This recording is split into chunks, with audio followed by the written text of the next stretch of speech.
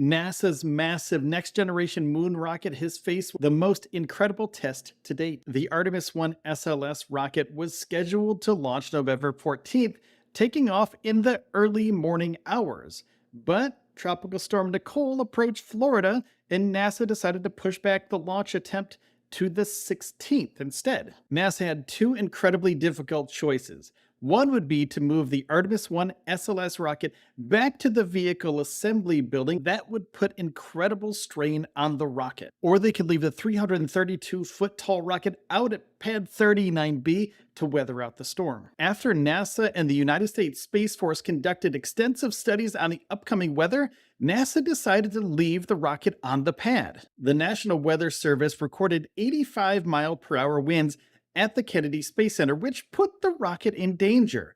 But there was more danger actually taking the rocket from where it was at the pad and moving it back to the vehicle assembly building. Now, every time they move the rocket back and forth from the pad to the vehicle assembly building, and then from the vehicle assembly building back out to the pad, it stresses out the rocket tremendously. And they have up to 11 times that they can do this. They have 6 times left. And before NASA decided to keep the rocket on the pad, they realized that the storm was coming in way too fast for them to move it from the pad back to the vehicle assembly building. So if they were moving the rocket back to the vehicle assembly building, they could have encountered the storm along the way. So 85-mile-an-hour winds on a moving rocket seems very dangerous from NASA's perspective. They chose not to do that, and they left it on the pad. NASA has numerous sensors and accelerometers on the pad and within the rocket to check to see if the rocket has had any damage. NASA has done a visual inspection of the rocket before the storm hit. They took super high resolution photos and videos before the storm actually came through. Now, after the storm has passed, they took high resolution photos and videos of the rocket and the pad after too. So they can compare and contrast those photos to see if there's been any visual damage to the rocket. And there was some damage. Now, considering the storm, it seems like this is pretty insignificant damage. Now, one of the things that happen is that on the Orion spacecraft, they have something along the lines of a caulk. It's sort of a sealant that they use for the spacecraft. And some of that got ripped off a little bit and it's peeling off. They will either snip that off or replace that depending on the severity of the situation. And there's an umbilical on the Orion spacecraft that got damaged as well. It provides purge air or proper environmental conditions to the Orion spacecraft, and it was out of position. The umbilical maintained purge throughout the storm and has been repositioned to allow proper retraction at liftoff. Engineers also removed the hard cover over the launch abort system window installed before the storm and will inspect the window to confirm that it's in good condition for the upcoming launch. Currently, NASA engineers are powering up the rocket again. They're checking out the systems and the spacecraft's elements to make sure that the systems are healthy, and powered health checks will continue throughout Saturday. Hey, real quick, if you could do me a favor, could you hit like and subscribe? Because this is not going to help me out a ton, but it'll help you out even more because YouTube will see that you like spaceflight content, NASA, SpaceX, etc. And they'll start recommending you more channels about that stuff. Not only my channel, but other independent creators that are showing you really cool stuff about spaceflight. Thanks so much for that. And now that the Artemis I program is back on track, we'll see the SLS rocket and the Orion spacecraft launch at 1:04 a.m. Eastern. That's when it all starts.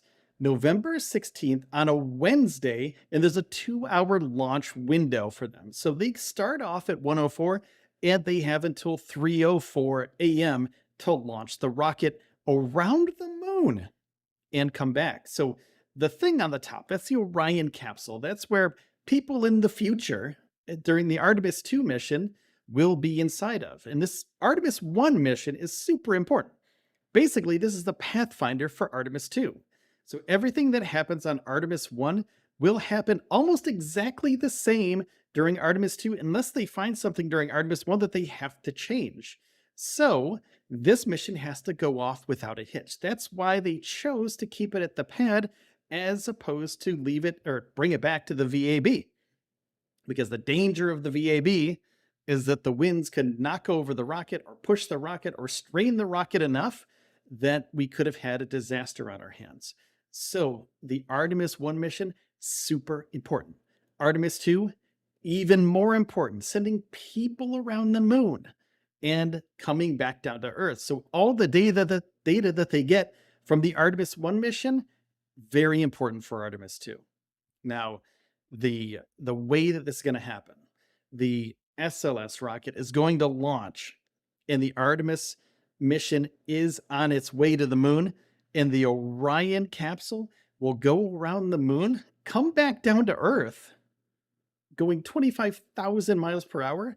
And by the time it reaches the Pacific Ocean off the coast of San Diego, it will be going about 5 miles per hour. And on its way back into the atmosphere, it's going to skip off the atmosphere to lose a little bit of speed. It's going to dip in, come back out, and then go back down and push itself down towards the Pacific Ocean off the coast of San Diego. It's a really incredible mission, and I'm excited that this is actually going to be happening on November 14th. Now, they also have backup dates of the 19th and the 25th.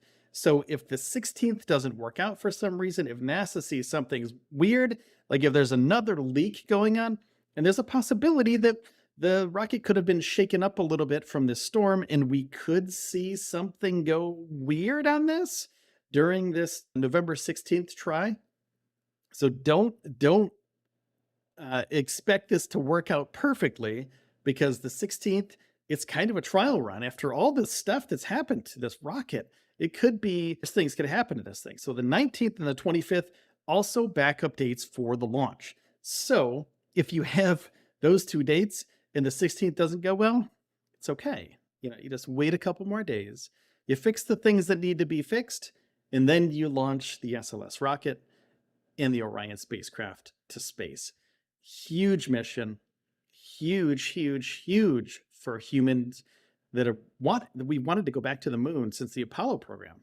And we just haven't had the technology. We haven't built the technology to do it until now. So it's this program. And there's also a Starship that's being built in Texas. And that's a whole other thing.